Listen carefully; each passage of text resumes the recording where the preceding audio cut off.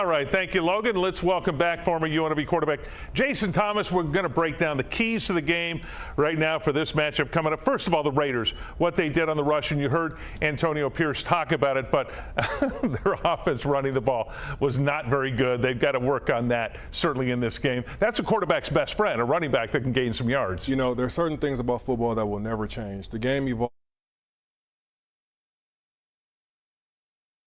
Physicality of the game. It also helps you set up the pass, play action off of that. And so for them to be able to establish the run early, it will be good for them. Okay, now the rushing defense certainly 28th in the league. Just one game into this so far, but they gave up 176 yards.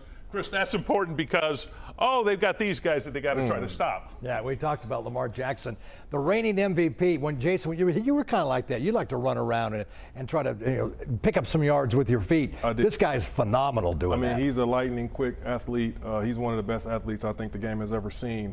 But, as far as the Raiders go, again, you have to be able to run the football. And then conversely, you have to be able to stop the run, right? And so as a defense, you got to be able to stop the run. You won't always stop Lamar Jackson, but you got to slow him down. Right now, after one week, yes, their offense number one in the league with 450. They lost that game, certainly to the Chiefs, but they certainly ran things up on offense. And look at the history. They don't have a whole lot of history between, of course, the Ravens and the Raiders. Ravens lead the series, winning 8 of the 12 games. Raiders have only won once on the road there in Baltimore.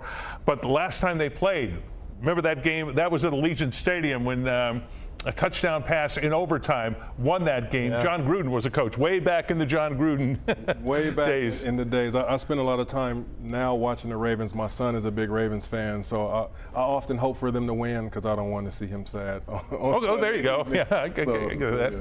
Jason, if you had, give me a prediction on the game tomorrow. If you just had to guess, how will the game unfold, you think?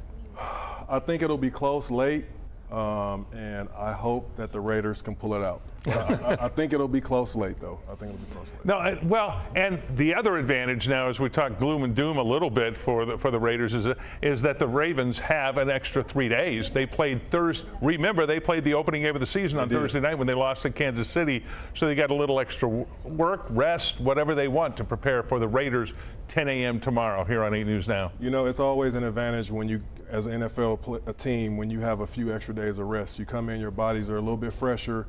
So I know they're going to be ready to get after it. They lost to the Chiefs, which is becoming one of their biggest rivals, just with Patrick Mahomes and where they are, and they got to get through the Chiefs to win every year. And so I know they'll be ready to roll, and hopefully the Raiders can pull it out. It's going to be a big one. In fact, on the road in those 10 a.m. games, I think the Raiders are 1-7.